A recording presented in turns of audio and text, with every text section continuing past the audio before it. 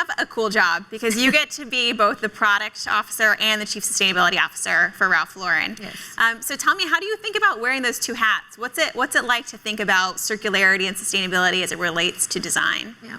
Let me start with why we have a vantage point in Ralph Lauren when it comes to sustainability and circularity. Our purpose statement says our purpose is to inspire the dream of a better life through authentic and timeless style.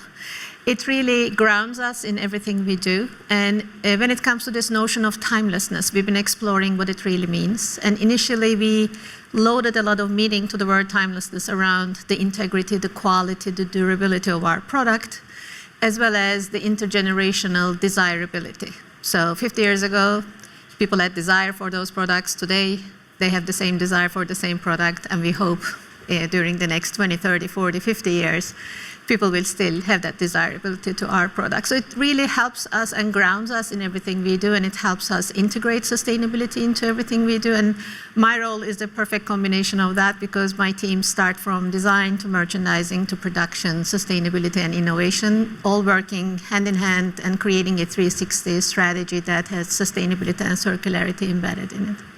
So give us some examples of how you guys are actually bringing this to life. What are you doing that's unique in the circularity space? Our circularity strategy has 3 prongs. The first one is designing through the lens of circularity. So what we're doing there is giving all the tools to our design teams to think through the lens of circularity and sustainability when it comes to materials, when it comes to components, processes, supply chains, and the whole thing that brings the product to our consumers. There are a lot of trainings we provide to our designers, and we want them to think about the next uses of the product and the end of use of the product while they are designing the product. On the second one, we're looking into what type of consumer experiences we can provide to our consumers. And there we are doing different circular models on rentals, vintage, upcycling, and we're testing and piloting and learning there. And on the third one, we want to become a part of the group that advances circular economies. There we are investing in startups, innovation companies that looks for scalable solutions. For example, we are investing in startups. One of them is NFW, Natural Fiber Welding.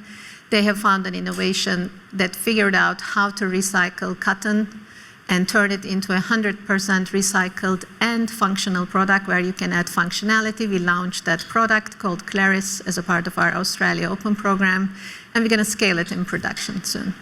You mentioned a couple of these new models that we're seeing a lot more of in the fashion industry, of things like, borrowing, and then you rent some clothing for a couple weeks or for an event or for a day, or recycling, or businesses that are actually reselling their own clothes for the second time or the third time. Do you feel like that's really going to disrupt the model in the retail space? I think it really is a great model, and a lot of businesses, a lot of brands are experimenting, so we are. And what we have seen so far collectively is it creates additional revenue streams that you have not planned when you were producing those products.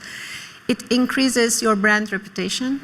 It also increases your consumer retention and engagement. We have some good data from our learnings. That's why it gives us the confidence that we want to continue to build on these experiences.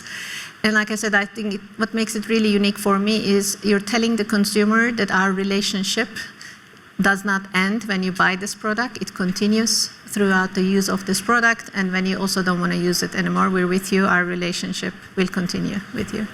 How much do you feel like the consumer is leading the way here? Like they're putting pressure on you and other parts of the fashion industry, or are you leading them? A little bit of both. It's also very different in different parts of the world. The level of awareness and engagement is different in different countries, in different regions. We're learning from them, they're learning from us, and together we are challenging the whole system to reach to a better place. We have a couple seconds left. What's the biggest thing that you need to make the fashion industry more circular?